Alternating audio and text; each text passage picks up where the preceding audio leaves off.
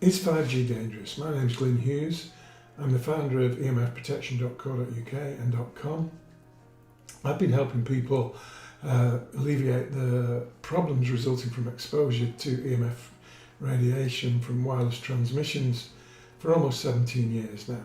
My opinion is that 5G is potentially dangerous. Quite how dangerous it's going to be, we don't know until the fullness of its rollout is complete. Let me take you briefly through the difference between the previous generations and 5G. So what is 5G? In a way it is rocket science, because as we speak, rockets are being launched left, right and centre, carrying a massive network of satellites that will bathe the planet in very high speed radio frequency, forming the 5G networks of the future. But at the moment it's not that complicated. It is simply the 5th generation, following on from 1, 2, 3 and 4. 1 being analog, which disappeared in the early 90s in the UK, mid 90s in the US. 2G being the first digital network, we could send texts and pretty much nothing else.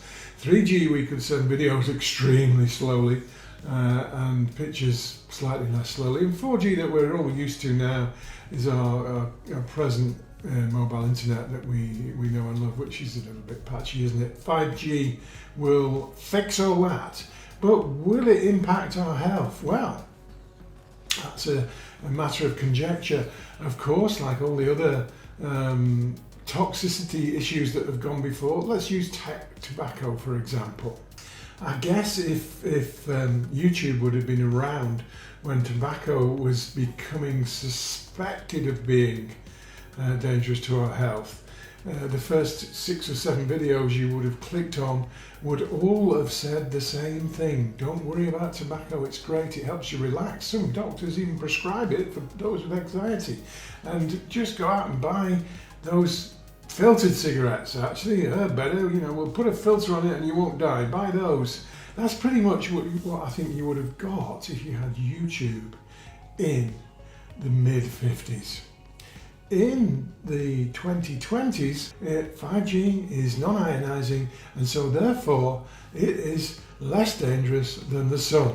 What a load of absolute trollop. Let me tell you why. Is 5G any more dangerous than 4G, 3G, 2G and 1G? The strict answer to that is, as of yet, we don't know. There have been no specific health tests carried out on the new technology, the millimeter wave, in layman's terms, the faster internet, the faster mobile internet. To get that internet faster is complex on how we're doing it. The actual 5G network is so much more complex than anything that's gone before it. 4G, 3G, 2G, not sure about 1G, were all dangerous. They all, if you get too close to them, will make you feel ill. 5G is going to be so much more than those. So it has to be more dangerous, doesn't it? 5G is with us to stay, and it will be an overlay, another layer of microwave radiation on top of 2G, 3G and 4G. So therefore, vis-a-vis 2G, 3G and 4G, pretty much all of us accept is dangerous. So another layer will just make our EMF world even more dangerous. But is there more to it than that? Current 5G that you are enjoying in the modern cities now most likely will be more what I would call 4.5G, and uses the technology pretty much the same as we've had since the early 90s. But the super fast 5G that's on its way to us will use a much higher frequency than anything that's gone before. What's getting us concerned about that? Those of us that are awake and saying, hang on a minute, is this stuff okay? It is the 60 gigahertz frequency that is being rolled out across the globe right now has been found to affect the oxygen molecule that is the driver of our lives, if you like, and send it into a spin.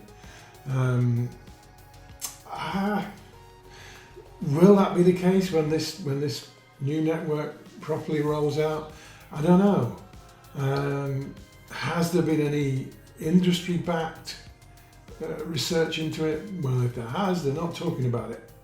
Should we be concerned? Yes. So what can you do about 5G? Well, knowledge is power, and the chances are that you've been brought to this video through the uptick in interest in EMF health danger or health risks, through the level of anxiety around 5G, and use that, that wake-up call to find out about 4G, 3G, 2G, and what is going on with your biology relevant to that. Do your research first. There's plenty of stuff on our YouTube channel. There's good stuff on our websites, and there's good stuff on our blogs, and there's good stuff, lots of good stuff from other people too. Learn about whether or not pendants work, learn about what really works, which is shielding, learn about how you can measure. As of yet, you can't measure 5G, but we are about to, or by the time you're watching this, have probably already released the FM5, which will enable you to measure 2G, 3G, 4G and 5G, so you'll be able to either gain peace of mind or recognise the need for shielding from these technologies within your home environment. Subscribe to the YouTube channel, and you'll be kept aware of developments as science begins to understand 5G, as how the 5G networks are developing, and as the availability of the FM5, which, as we make this video in January 2021, is not yet there. But if you're reading it after March, you'll just be able to click and buy. But to do all that, you need to subscribe to the channel or subscribe to our newsletter on the websites, and stay up to date with what we're doing, hopefully at the forefront of technology for this, in terms of helping you maintain your health and a healthy immunity in a wireless world.